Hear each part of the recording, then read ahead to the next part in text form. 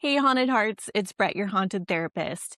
And today we're stepping into this space where psychology, consciousness, and the paranormal begin to blur. I love a blurred line. My guest today is Matthew Jackson. He has been actively researching the paranormal since 2009, but his story really begins earlier with a moment that would shift everything.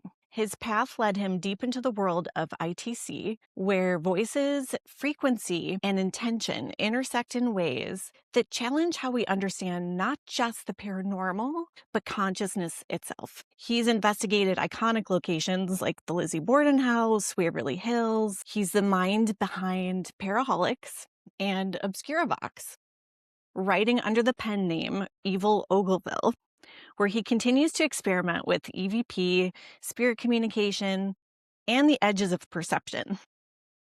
But this conversation goes way beyond ghost hunting. So let's get into it. Hi, Matthew. Thank you so much for Hey, being here. my pleasure. So can you actually take me or take us back to that moment? I think it was in 2003. Am I getting that right? Where you heard like a disembodied voice and a glass of Yeah. water was thrown at you? Yes. My God. Yes. Can you talk about that a little bit? That's amazing. What did that feel like for you? Well, it felt terrifying. I was always a weird kid and I always liked, scary things and monsters and stuff like that, but I never really thought that anything strange and unexplained was real. I was just entertained by that type of thing. I was not a seeker of strange, weird things like I am now. And it was summer of 2003. Mars was extremely bright in the sky. As a matter of fact, it was making headlines with how visible Mars was that summer. And I just so happened to have a friend who was an amateur astronomer. And if you saw the size of his telescope, you would be like, yeah, this guy's not an amateur. It was a big, big telescope. And he lives on a hilltop with like just beautiful view of the sky. And so anyway, he invited me over, and there was another person there, a girl by the name of Jennifer. She was there. So it was just three of us, and we were taking turns out on this patio looking through the telescope. And I feel compelled to always preface this story by saying, and we were sober, because people just assume, you're having a cookout, you're having lots of drinks, and it wasn't the case. It was like a Wednesday night. So how dangerous could it get?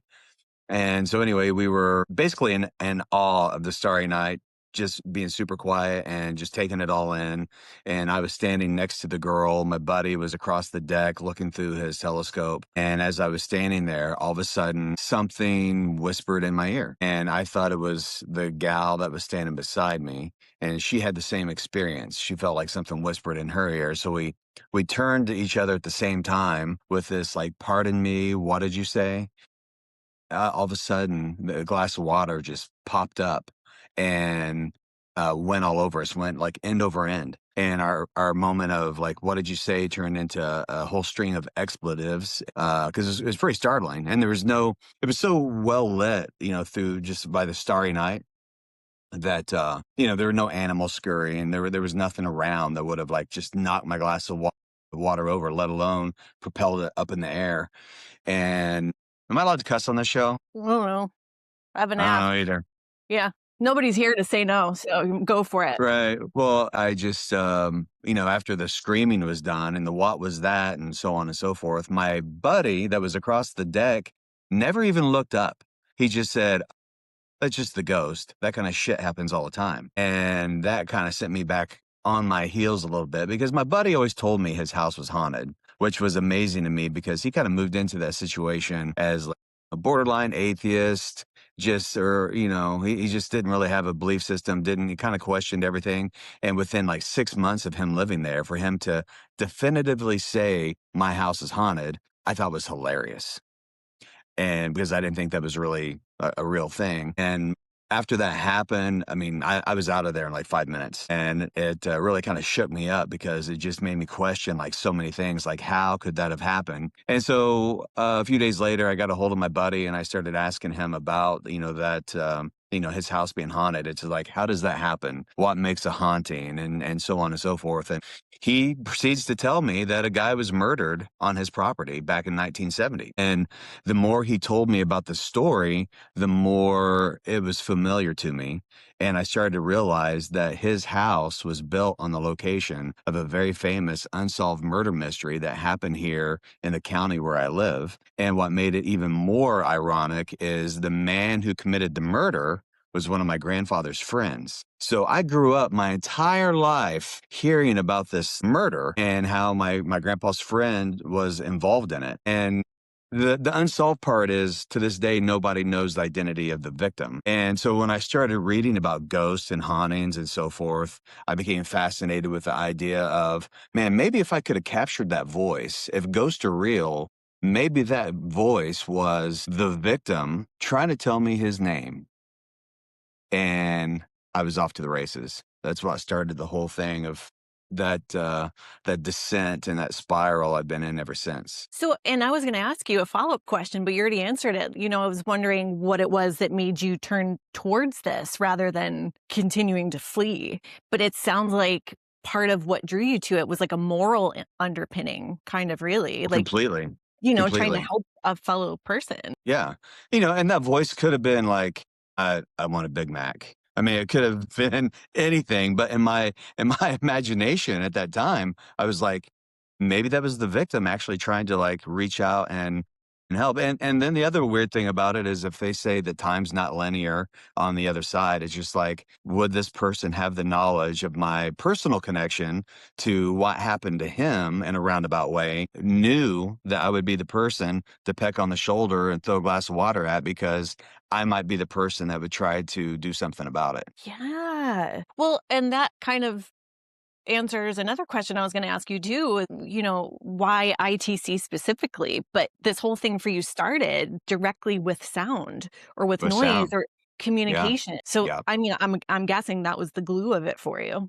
It's always been about audio for me. It's never been about like a visual capture. It's never been about proving that ghosts exist. It became more of like capturing and recording these anomalous voices and what it might reveal for us for our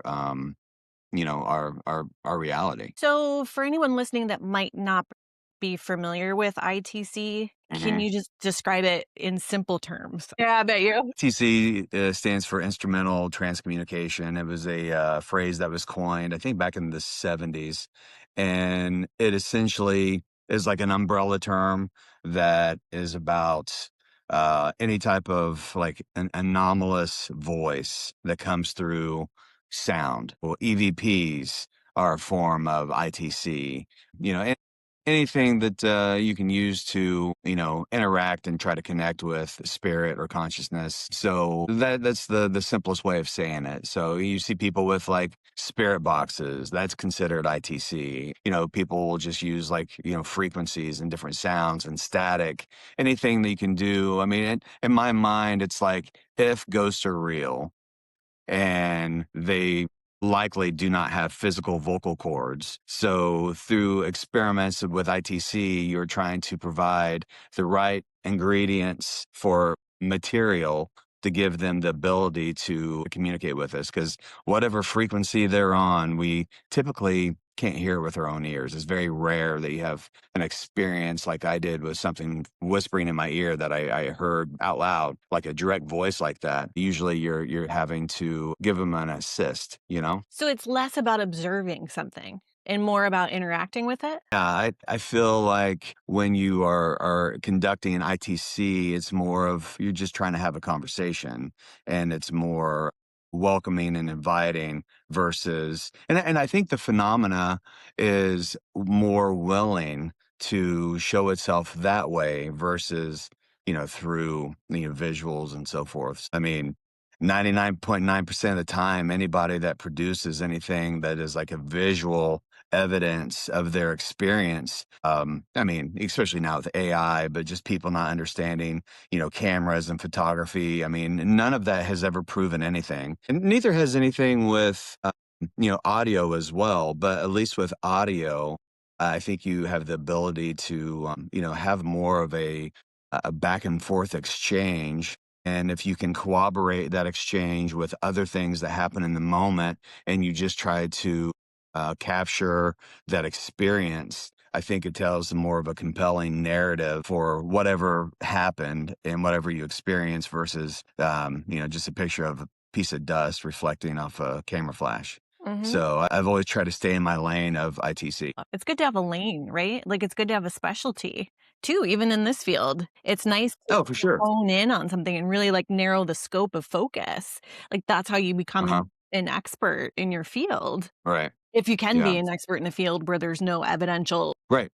And I usually shoot down the word expert a lot when people come at me with it simply because of what you just said. But in my mind, there is also something to be said for experience. And so I feel like I'm very experienced, Yes, I but think you can be I'm an not an expert in expert. something to as an experiencer. I don't think it's so much dependent on what the results are to say, Yeah. "My expertise is observation," or "My expertise is interaction." It Yeah. doesn't matter Yeah. who's there could be nobody there, I'm just super good at interacting, you know? A great conversationalist. 5 stars.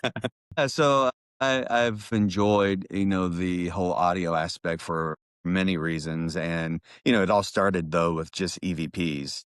And with EVPs, that's always like when you capture something that you don't hear in real time and you find it upon review versus, and I'm just trying to like for people that don't know, break this down. And a lot of the goals with like a lot of the ITC work with like spirit boxes or some of the other experiments I do with just frequencies, the objective is to have a discourse in real time. Even though there's still a lot you might miss, even if you're able to interact with 30% of what you might, hear in the moment, it is great, and very unique. Mhm.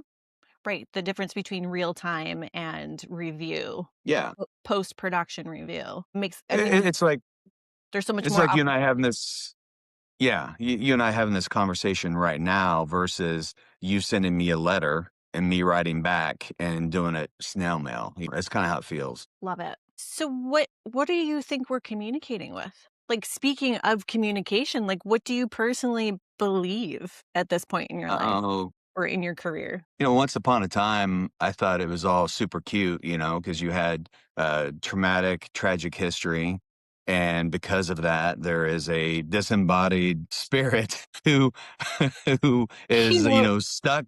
traumatic. Yeah, that was Yeah, because the because combo. because they're well, as far as, like, putting a bow and a ribbon on Yeah, the yeah, yeah. haunted theory, I thought I had it all figured out. Well, of course, these people suffered a horrible death, so therefore, they're stuck in this building. You go in, you have your little ghost hunt, and you walk out, and you recorded some weird voices, put a bow on it, boom. And the deeper I got, I was never, like, satisfied with just that narrative, I feel. And I've always been someone that's been driven by questions. And when I would receive communication that did not fit that narrative, it just kept pushing me further and further to a perspective of what might actually be happening. I've gotten to the point now where I believe nothing. Because the more I think I believe something, the more something will shatter it. So I feel like I know less now than I did back in 2009.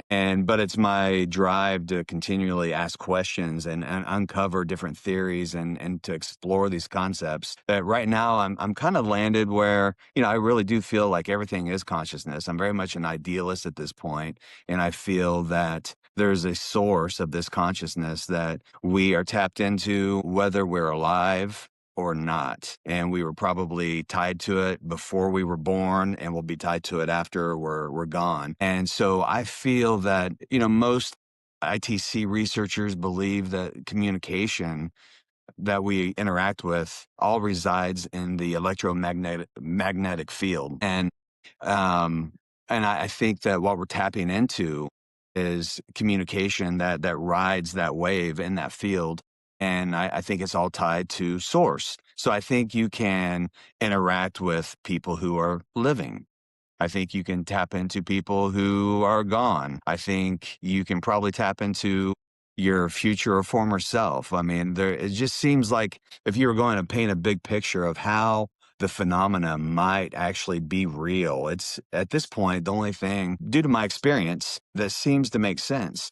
And especially when you know that your heart emits EMF, your brain emits EMF, our minds, our thoughts are energy, and we have the ability to, in every culture thinks that they can pray and ask, and they can meditate and listen. We have this inherent um, feeling that we have these abilities. It's like, what do you do? What are you doing when you close your eyes and you send off a prayer? You are sending off an energetic thought to somebody somewhere that is allegedly going to hear it and benevolent and listen to you, or whatever you're trying to manifest, or whatever. So it's not so wild to me to think that whatever we're connecting with is around us at all times. Locations may influence certain types of interactions that you have, but I do believe that we are just tapping into that, and we have that ability with or without devices. And some people just seem more genetically gifted, or they've exercised that muscle to where they're just more sensitive to that type of EMF and that type of communication. And call it intuition, call it your gut, call it whatever, call it your psychic ability. I think we're all wired into this thing that we a lot of times just don't take time to consider. I wonder what obscures it. Like, if we all have this natural 100% innate ability, let's just say, rather Mhm. than, oh, well, he got 20% and she got 80% of the ability, right? If we all show up with the ability, then what's obscuring it? Is it ego? Is it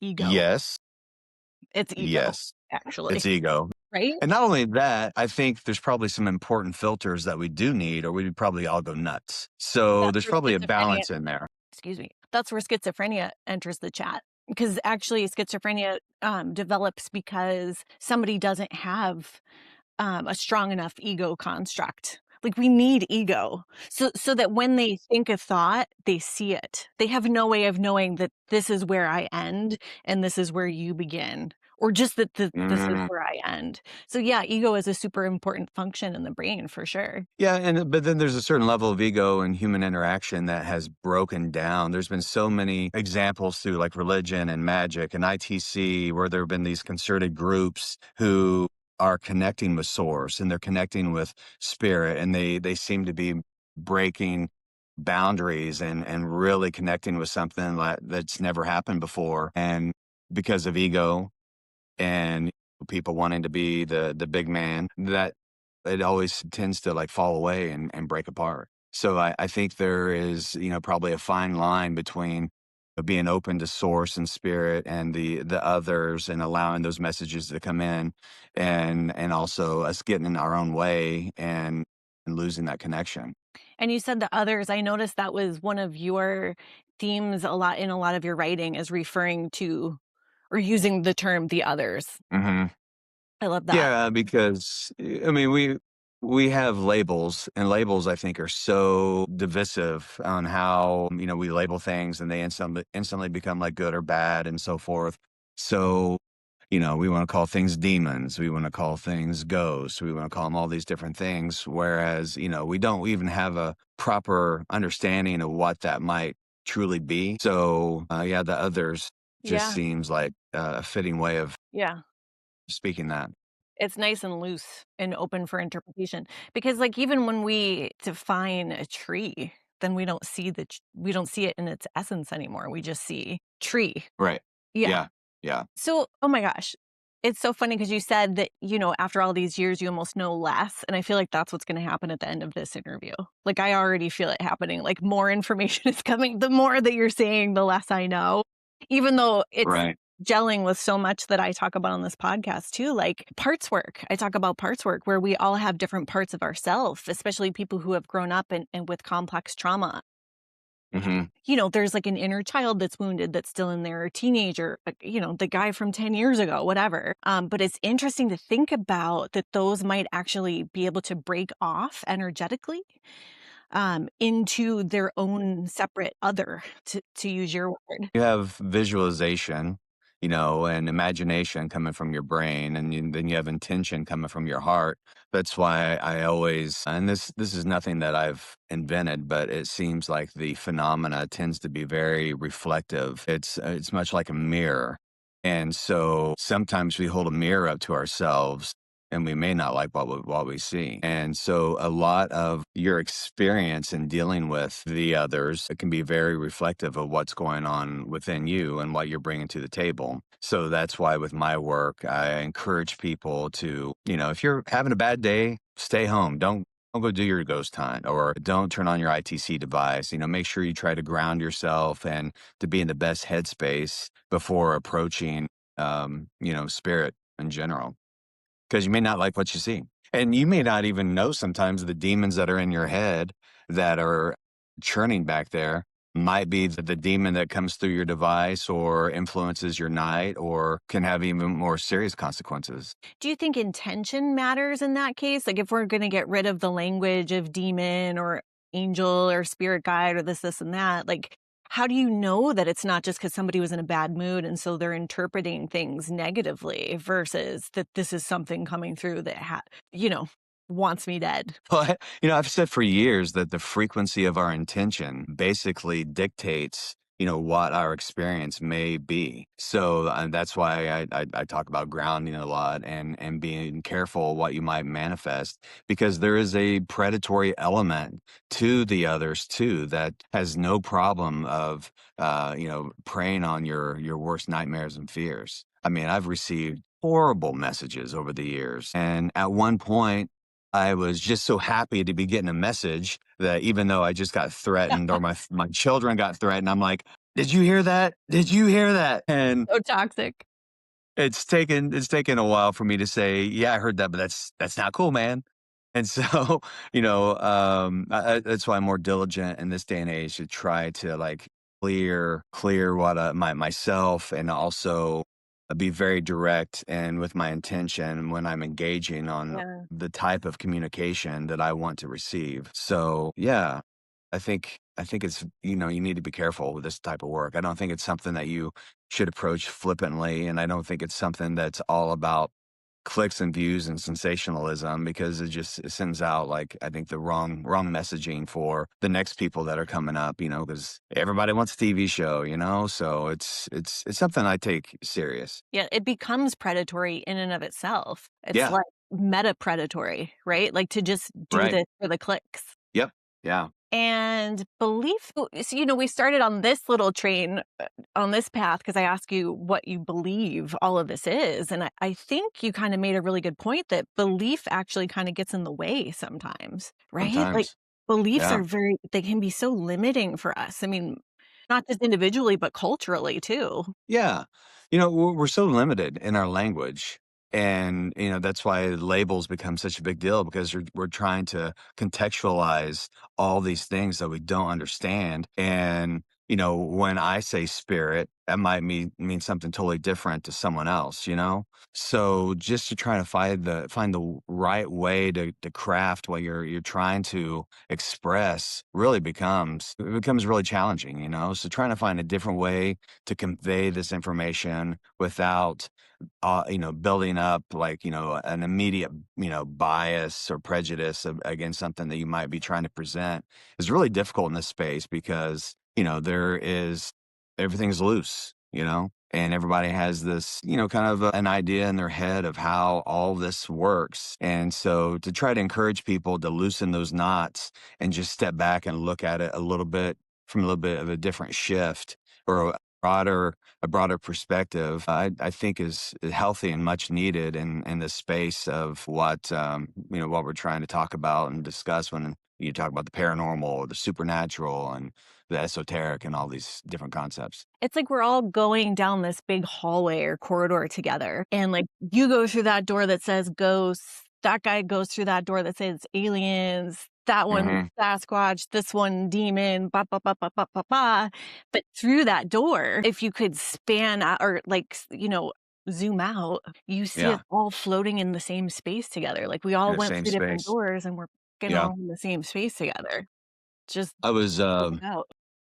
Yeah, and I learned all this over time, and this is not anything I just woke up with one day and had all these revelations, but just through experience.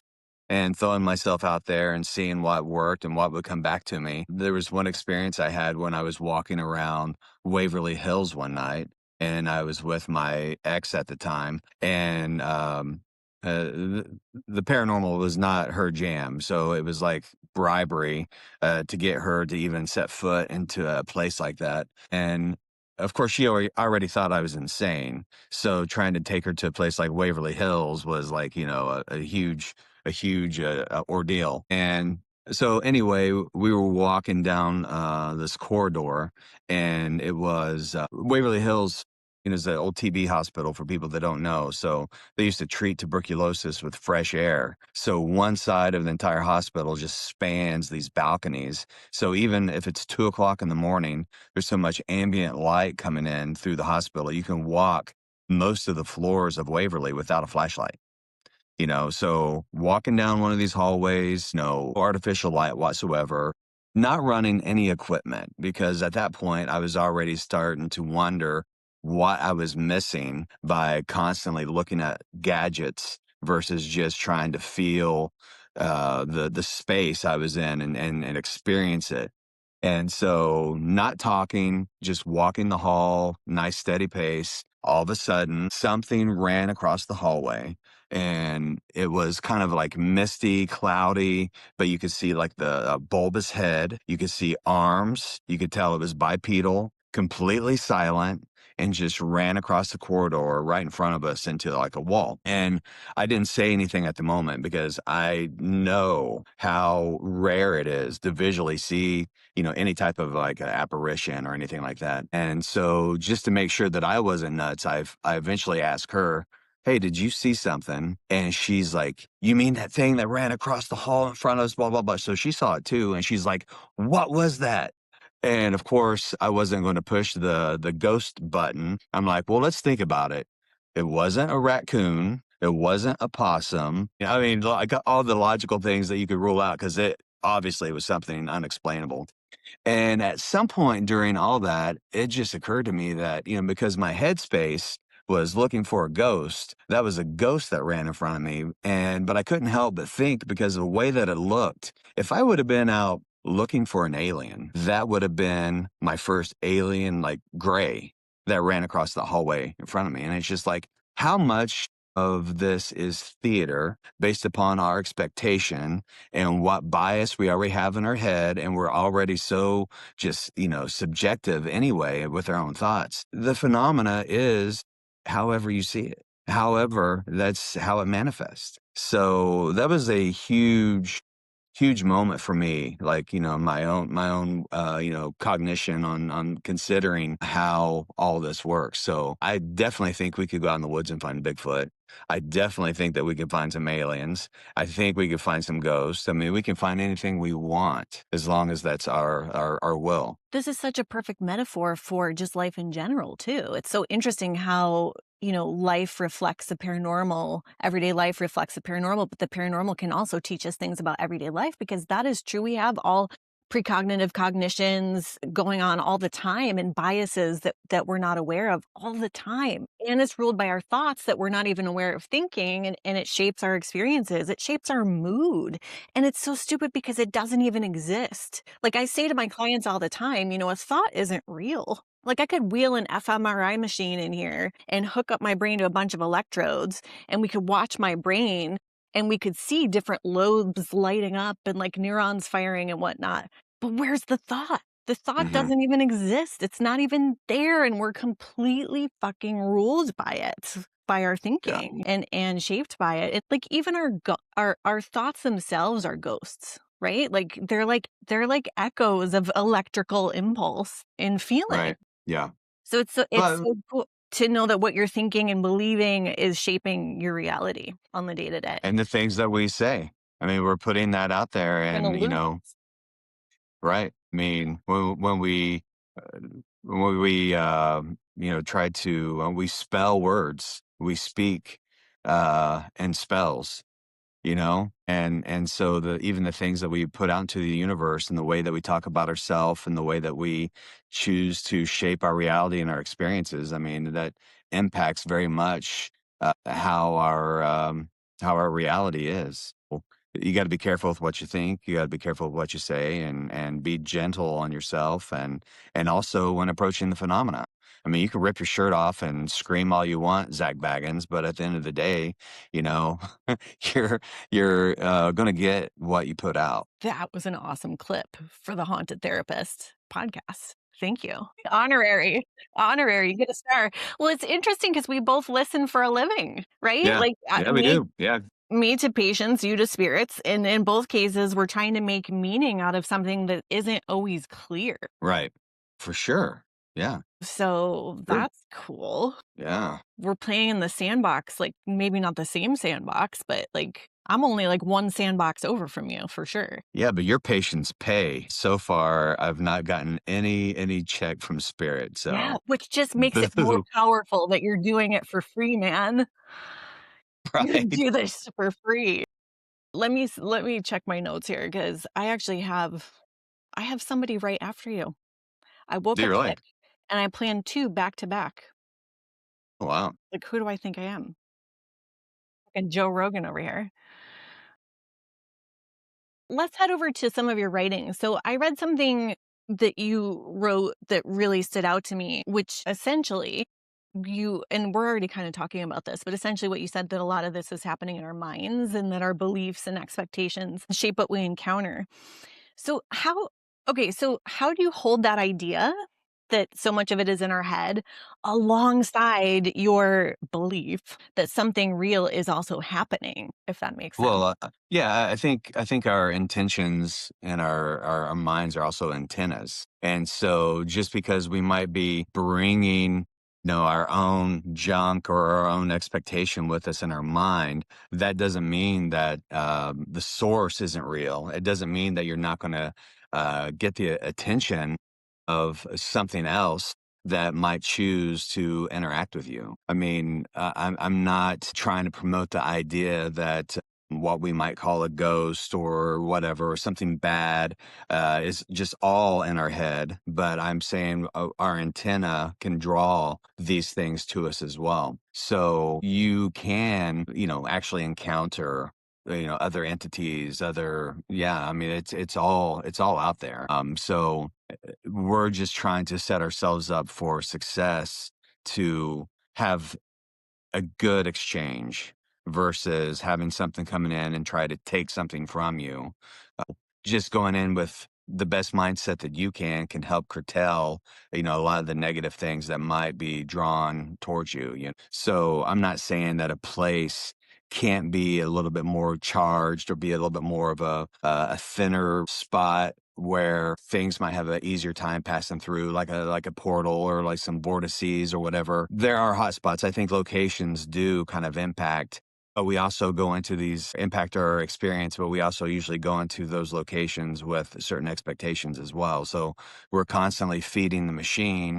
And so I'm just trying to encourage people to use, when they're feeding the machine, to bring like the cleanest fuel as possible and to try to remove themselves from the equation, and just to be, if ghosts are real and if a place is haunted because of traumatic history that happened there, let that kind of come to you and speak for itself, instead of you feeding it and you carrying the narrative because of your expectation. To me, that's kind of a better, objective way of approaching like haunted locations. And approaching life. There again, like, just checking your expectations at the door and showing up and just being present and authentic is the best thing you can do for your own self and your in your everyday life. Yeah. Yeah. Okay, thank you for that. So, and then one thing I wanted to ask about ITC, because you talk about it as like a form of transmission, right? Hmm. So if it's almost like if this, then that. So if ITC is transmission, then what part of us is actually doing the transmission or the transmitting? Like, is it our brain, our thoughts, our beliefs? Well, I mean, the device is merely helps facilitate the bridge. So if you take just a ghost box or a spirit box, which is essentially, for example, just a broken radio, that like scans the frequency bands, right? I mean, that's all it is. It's a broken radio. And so until we imprint our intentions onto it and maybe use that device a few times, it usually takes a moment before you actually start to like connect and get messages through that are like genuine, you know, you know, genuine exchange with something that's unexplained and not just like radio blurbs or what have you. So, I mean, without us, the devices don't do anything. And so it very much comes from us, but we're just trying to assist, ourselves and our ears to maybe hear these messages when they come through. So I do feel that it seems to be like gym equipment for psychics. I think that the more that you exercise those abilities and learn to tune in with your intention and frequency, that eventually the device may not be as necessary, and you'll notice a steady increase in your own ability to be in the moment and just receive information, which is pretty wild. And I also I do want to say as far as the devices go and the way that we approach them, there's always like a better way of doing things. And so many people get caught up in like gimmicky ways of trying to hunt for ghosts, and they pull out a lot of like goofy apps and things that are made to basically generate a lot of false positives. So if you're a serious ITC researcher, you want to be very careful in what you choose to present and how you present it, and know to be able to present whatever you record to like a skeptic. Think what questions a skeptic is or immediately, or objections they're immediately going to have to whatever you present to them. And so before you start your session, try to circumvent like all those things, just so when you present it, at least you kind of have an idea of, or your credibility, I guess, is what I'm trying to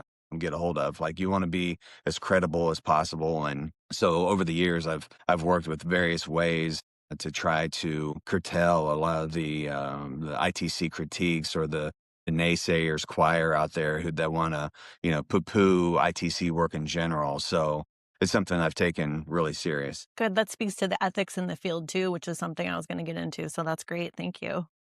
Yeah. And like, it's hard because in science, we look for repetition, but I mean, in this field, would you say we ought to be looking more for patterns than Yes. repetition? Hmm. Yeah, for sure. Yeah, because I mean, consciousness is not like a lab rat. You can't ask someone who's unwilling to perform on demand. It's not like you're mixing two chemicals together and you're going to get the same results.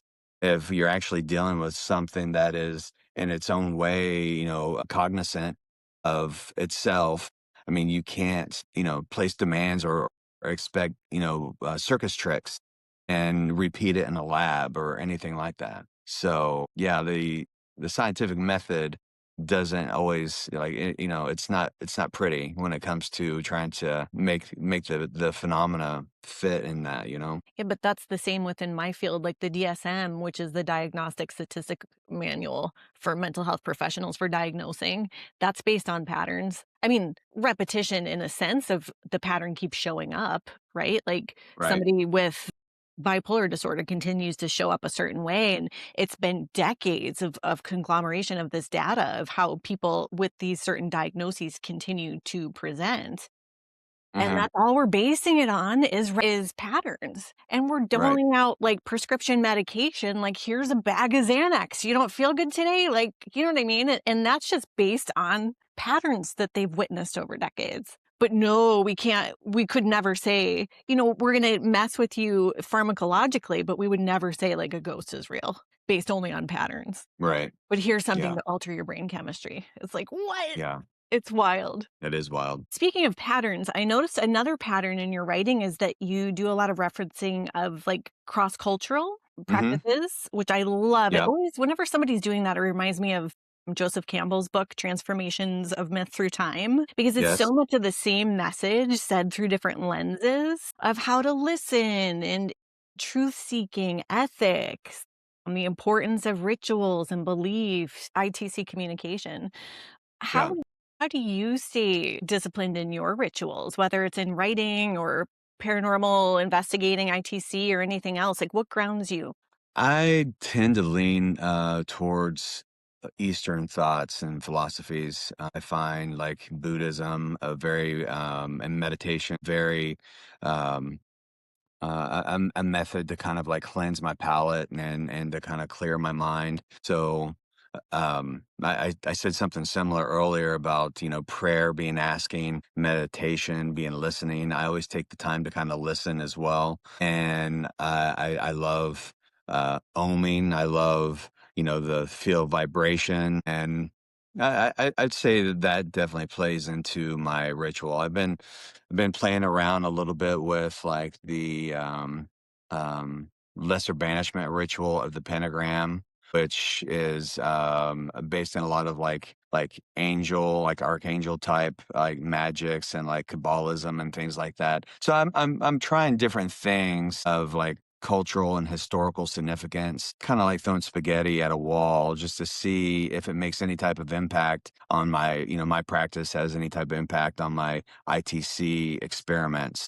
So I'm always open and searching and looking, and I just find the history of spirit communication and the different methods, from around the world fascinating. And so it kills me how, all these cultures, historically speaking, had like rites and rituals on their approach to spirit.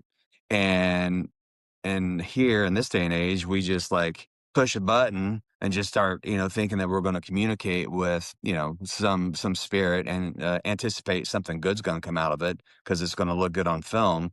But I think that those rites and rituals and protocols were there for a reason. And whether it's to protect us or to have better quality communication. So there's a lot of hubris that goes into, modern day ghost hunting and those assumptions and so forth. And so I'm beckoning for people to like step back and say there's probably a reason that for thousands of years we did it one way. And just because you saw it on TV or on YouTube another way, that doesn't mean that's the best way, that's the safest way, or that's the smartest. So You hear that, kids? Listen to your elders.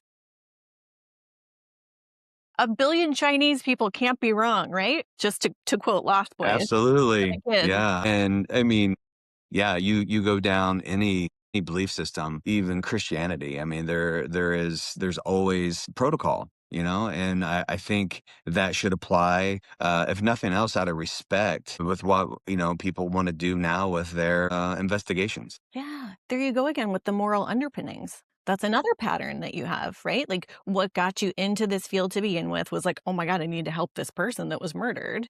And, honoring multicultural rituals and, those that came before you. So, you're definitely a very heartfelt, compassionate person on top of Thank you. being a prolific writer. As a matter of fact, I That's want my right. listeners to hear a moment of your writing. Um, let's see. Let me scroll to it. You said, like anyone drawn to the ethics of ghost hunting or the raw allure of decaying architecture and echoes of human suffering. I felt that familiar charge when the guide declared, "This is the most active floor." Just a little snippet. Love it. And you said, we're not just observing external phenomena, we're entangled in them. Love it. We are Thank you. entangled. And there is Yeah, so very much much so. importance to ritual too, right? Like that's what religion really gets right is ritual, Yeah. Yeah, and not you just don't have repetition. to. Yeah, yeah, exactly. I mean, you don't have to even declare a particular belief system to have an approach. So I think it's just setting that frequency of your intention and trying your best to manifest and visualize the best possible outcome of what your objective is, Another great soundbite. Ethics we touched on, ego we touched on. Good God. It's like we knew. It's like our past selves knew what our future selves were gonna say. I know. And plus I'm windier than 3 sacks of assholes, so you have that too. Wow. See, look at you. Master at words right here. Who says that? My grandpa says that. That's where I got it from. Oh, that does sound it sounds like a Southern grandpa thing to say.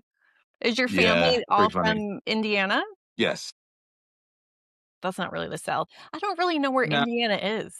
Is it in the I didn't even I was surprised to know that we were in the same time zone. Speaking of states, I was behind a car here on the way to my office with Oregon plates. I couldn't believe it. Like, you never see that here. I live out in the middle of nowhere, like in the woods, basically, in the Yeah. country. You never see people from, I'm like, oh my God, that's so wild. Like, this was like, I knew it was going to be a good conversation today because of that. I wonder if it was a rental because I recently went to Oregon and, the car that I rented did not have Oregon plates. It was, like, some other weird state. Maybe that was the here. Maybe that car didn't Maybe. have the plates because it was the car that's here. Yeah. I saw your Yeah, I think you're car. right. That's right. Okay. So here's a little branch off. So I know that you're really into music. And so much of your work is based in sound and frequency. And it's funny because, back in the 1900s, we would go for car rides and listen to something called the FM radio. No way. I'm sure you're familiar. But my favorite sound, even, like, from being a little kid, was the sound that would be in when you would go in between stations. Like, when one station would start to fade Mhm. before the next Yeah. station. I love that sound. Like, it just I don't know, it just did, like, some kind of resonance it did to me. It must have been, like, early warning signs of ITC or something. I don't know. Well, you're actually onto something because before Frank Sumption, who basically invented the ghost box or the spirit box, ITC practitioners, they actually would just set their radio dial to a dead station or a dead frequency, and they would just let that play. That's actually called direct radio voice. And most ITC practitioners, like in Europe and so forth, that's usually their more preferred method of just taking a radio and putting it on a dead station. And certain ITC people might have certain frequencies that they prefer or they've had more success on, but they'll just leave it set on that frequency and will have exchanges through spirit. So you're not wrong in what you're saying, but that's actually an older method since the invention of radio than before the ghost box. Just like most things with people in America, they want like instant gratification. And for whatever reason, detuning a radio and having it sweep tended to bring like faster results versus the direct radio method. I feel like that really was early warning signs of ITC then. You Sometimes I'll were you were listen to that. driving around in a giant ghost box is what I you were was doing. before it was I was doing it before it was cool. You I was were, yeah. before my time. Okay. I just wanted to establish that. Yeah. Enough Belle Biv DeVoe. Let's talk to God and just put it right in between there. Oh my god, were you there? It sounds like you were there with me. That's crazy. So do you think that music, so not just sound or frequency, but do you think that music could be like another way of connecting or even communicating with something beyond us? Yeah, it's funny you mentioned that. There's a famous story, and it's actually on another blog that I run called ITC Voices. And ITC Voices, I'm trying to like capture historical moments of like spirit communication. And there is a story on there, and I'm going to butcher everything about it. So feel free for your listeners to bust me on this. It's been a while since I read through it, but there was a guy who was like a scientist and explorer who traveled up in I think close to the Arctic and was in with like a tribe that lived up there, and they brought him into one of their shamanistic rituals where they would try to communicate with spirits. And the way that they would do so was creating like this resonance by beating certain drums. And the more they got further into the drum and they were hitting like a certain level of frequency, voices started coming through the sound of what they were creating.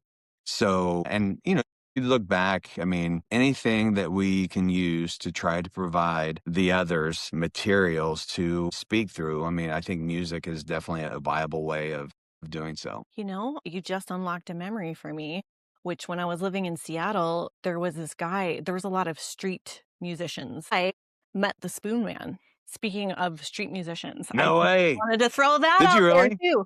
He was just a homeless guy that Yeah, played spoons.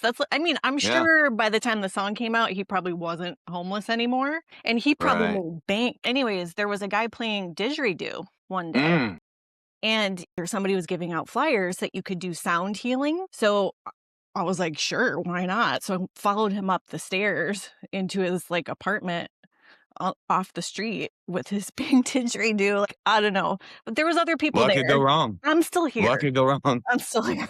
But he actually did something amazing where he like you laid down and he like played the didgeridoo over your body, which didgeridoo is my favorite instrument next to drum. So I was like all for it. It's just it's so incredible.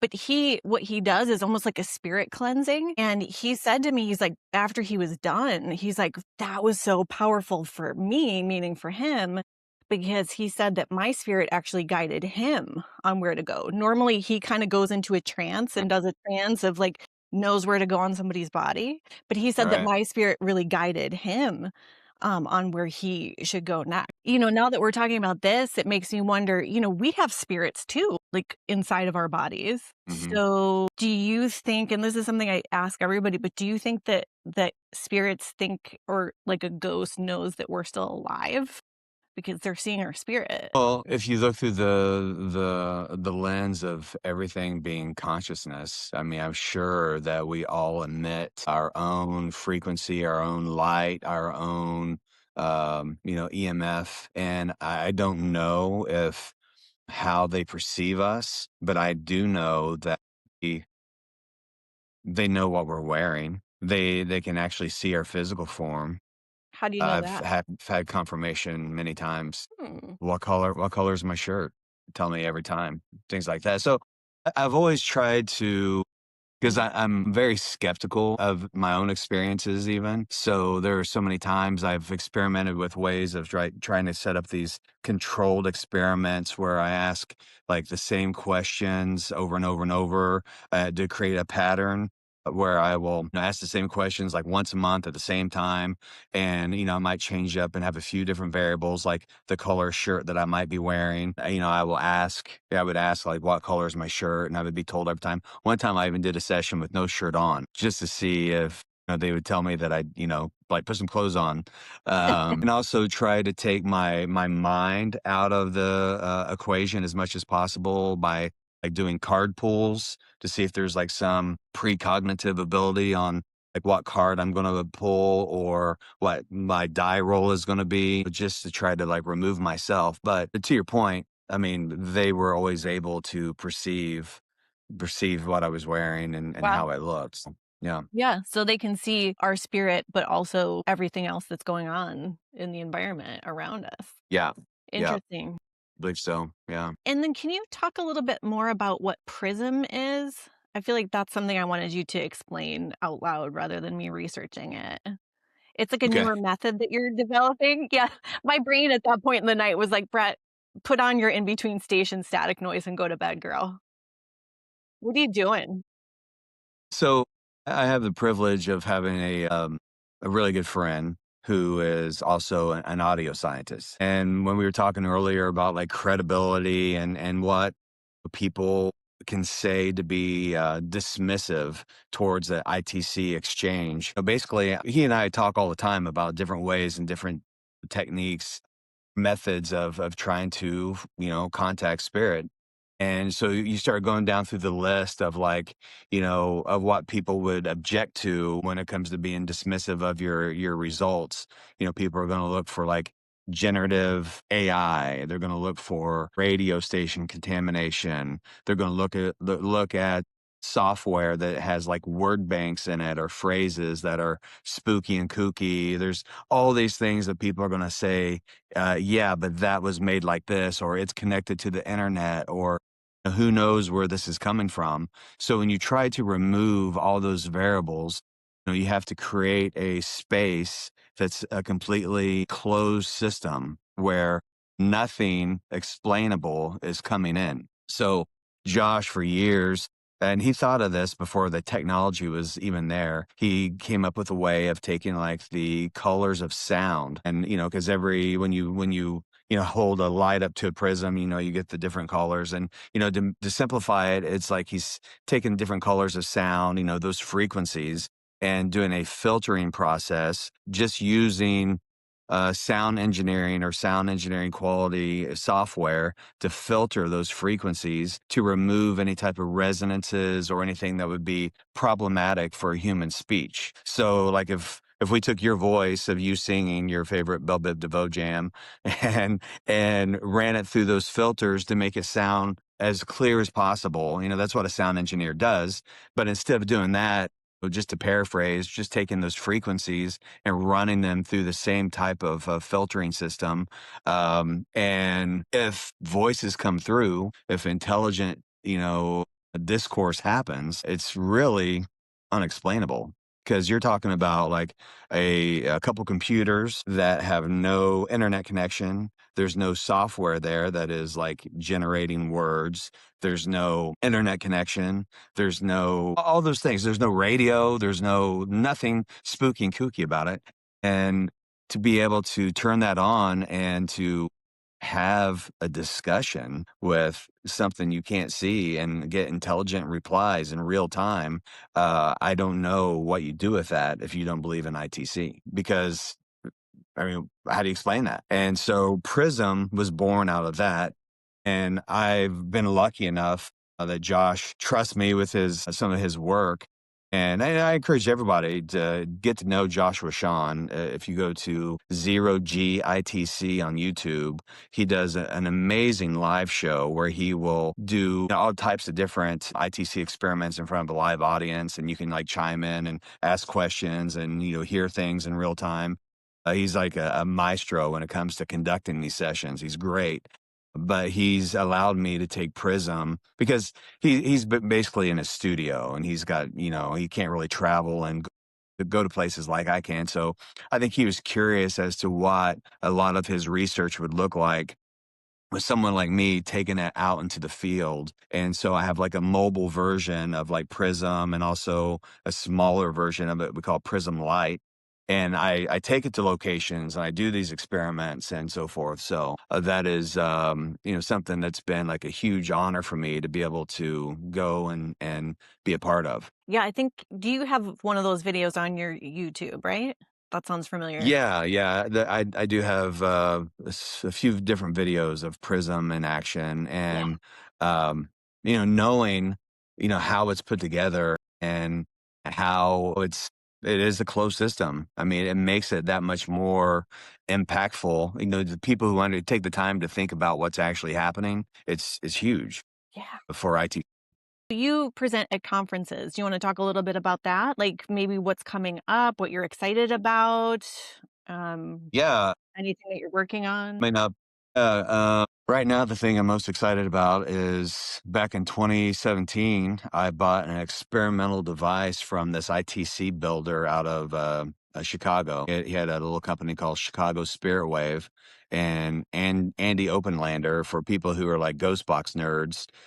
Andy's boxes are like highly coveted. And he created this device called the Whisper Box, and he put it out that he was making these things and basically said, I don't know what this thing is. He built it purely based off intuition. And he only made two. He made one for himself. And then there was one other sucker that ordered one, me. And so this Whisper Box is a device that he never got any results out of. And I've had it since 2017, and I've just looked at it. I've opened it up and I've tried different things, and I could never establish any type of like meaningful ITC interactions with it, because it's just basically it's an analog device that just creates static in a like a loop, a feedback loop. So there's no digital circuitry to it. I mean, it's just like, yeah.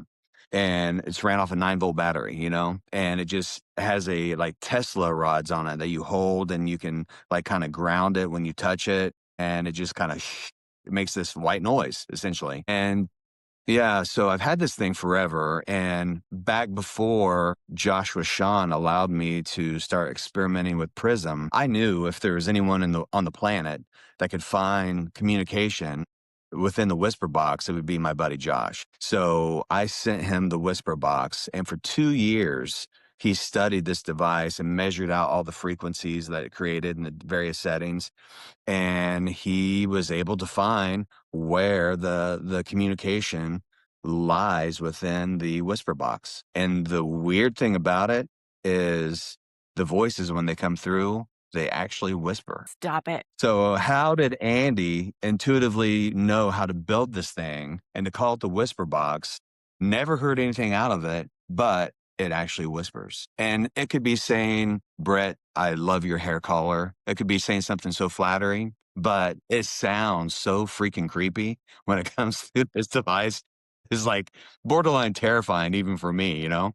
So after having the box for 2 years, Josh finally sent it back to me.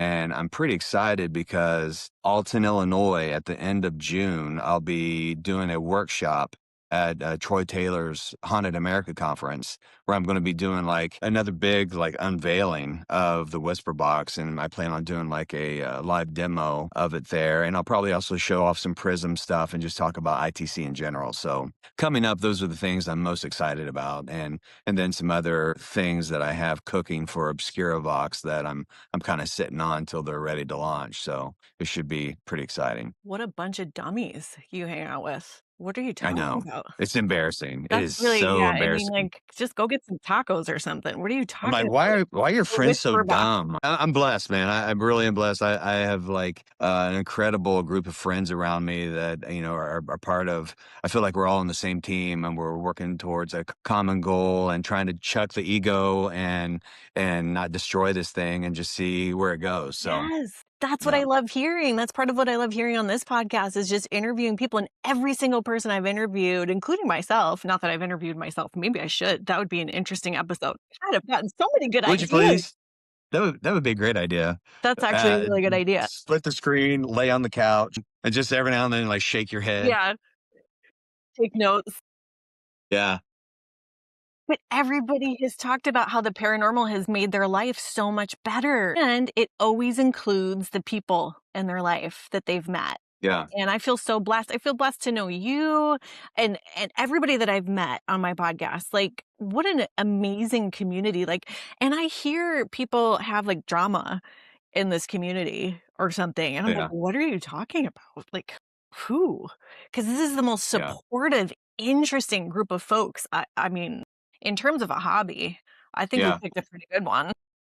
People can ruin everything or in anything. There's some gems out there. Really? Yeah, Oh, just we'll be have to spill careful. the tea off camera. I got a list. No, just kidding. Okay, I'm bad just kidding. Santa. Yeah. No, just yeah, you know, as long as you have your boundaries and your ethics and everything in place, you'll attract like-minded people and just, you know, you'll align yourself with people who fit, you Yeah, know? for sure. Yeah. It makes Yeah. everything better. Your own mental health, the people Mhm. around you, just Yeah. people living their passion and speaking their truth raises the vibration of everyone. It's so important. So thank you Yeah, for all for the work sure. that you're doing. Hey, I And appreciate it. And thank you and for you and the yeah, work you're doing. before we close, I have to quote you because I came across something that you wrote that I personally need on a t-shirt. So if we could get that going. You said, "Let your wonder light your wander." Excuse Mhm. me. Like, that's Yeah. incredible. I love that. What does that mean to you now?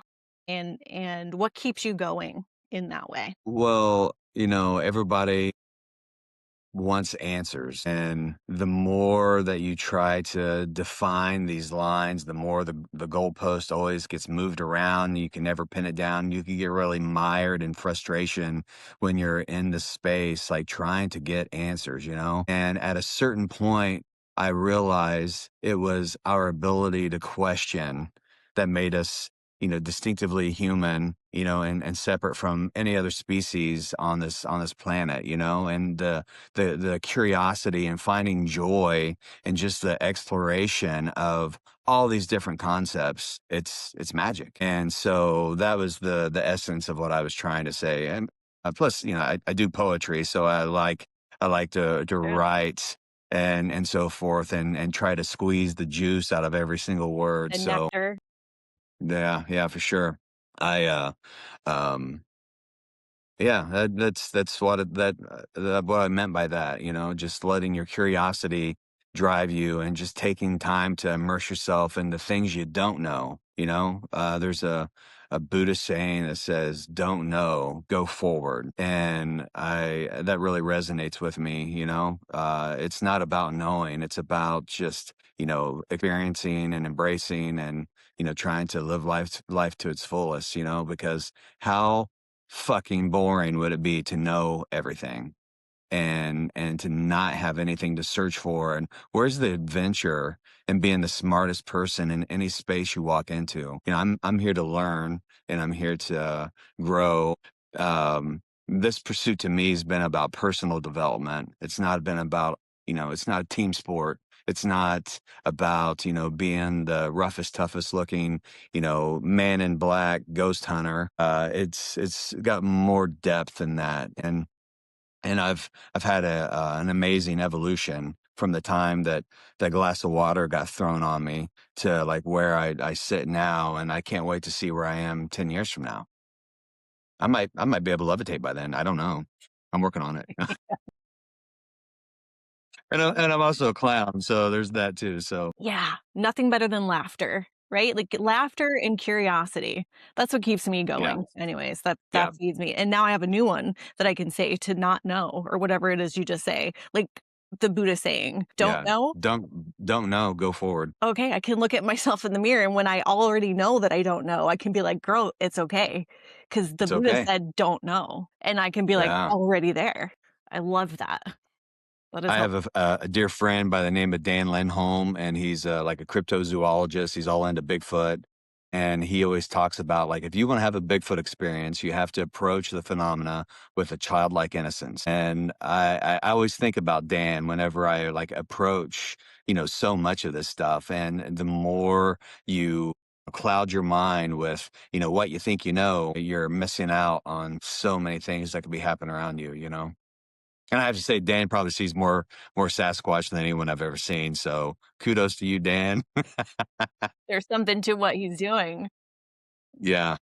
So how can people find you? I think I already said that, but let's double down. But if you are just like more ghost centric and paranormal investigation, if that's more your speed, my blog Paraholics .com is the best way to connect with that side of me. But if you're really wanting to do deep dives into like my more of my work and commentary and experiments, obscuravox.com is the best way. And of course, that's all tied to, they have Instagram accounts, they have all those different things as well.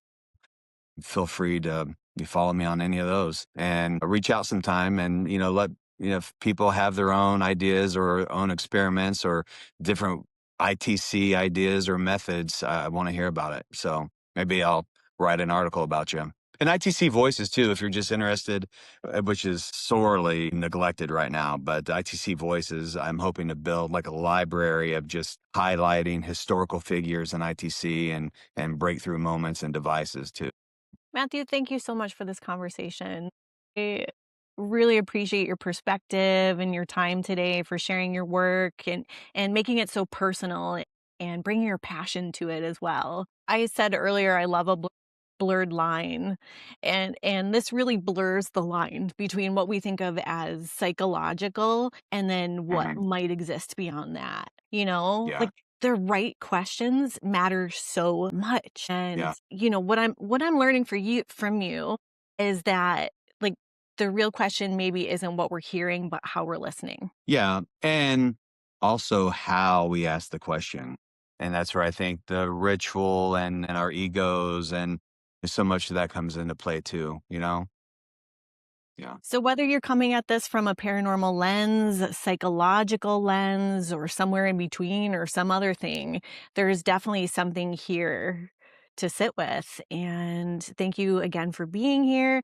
And as always, thank you for listening, Haunted Hearts. And if this episode resonated with you, make sure to follow, share, and stay haunted. And I'll see you in the next one. Bye.